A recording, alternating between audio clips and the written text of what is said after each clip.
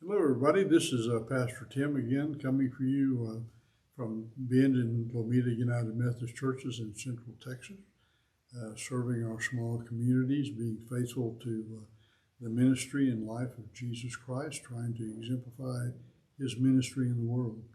We have been emphasizing the Bible in our forecasts, our podcasts, because I figure that there's not a lot of knowledge about the Bible, and the less as the years go on, the less we know, and the less we're able to understand the background of what the foundation of the faith is. The Bible really is the foundation of faith. We begin encountering Jesus Christ through the Scriptures. We encounter the faith of others through the Scriptures. So that's the ground out of which our faith grows. We're talking about parables. This is the one about the wheat and the tares. The tares just mean weeds. So the wheat and the weeds is a parable that Jesus told. It's about a farmer who plants a field and the crops begin to grow, but also weeds grow. And so the workers say, well, do you want us to go out there and weed the garden or weed the land? Do you want us to pull out the weeds so that there's just the crop left, the wheat left? And he said, no. He surprises them. That's shocking because you think the thing you want to do is not having the wheat compete with moisture and nutrition with the weeds. You want to have a good-looking crop. You want to have a garden or a plant field that everyone can be proud of. But he says, no, leave it alone until the harvest time. Now, I don't know about you, but I one time had a garden, and as things began to grow, I couldn't tell what were the plants and what were the weeds. You have to let it grow a little bit to see what they are before you pull the weeds. And so I think that one of the things that Jesus was saying is that if you start weeding out the church, if you start taking people out that are not acceptable, then you do damage to the crop. You do damage to the church. Let it all grow.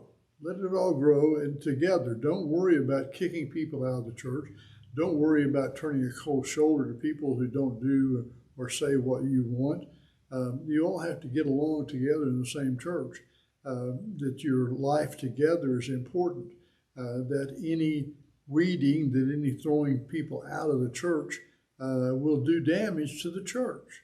Not only to the inside, to a critical spirit that can grow in a church, a kind of exclusivism about faith, about rejecting people that are different than you, but also into the community.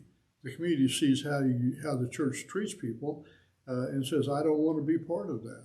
I don't want to be like that. So Jesus was saying that let God do the sifting out when the time is right. We don't have to. We don't have to be judgmental. We don't have to say who's right and who's wrong.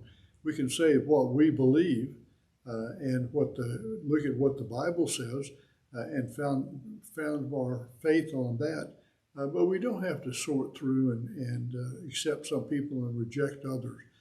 We can not do some of the practices that some people do that are harmful to other human beings.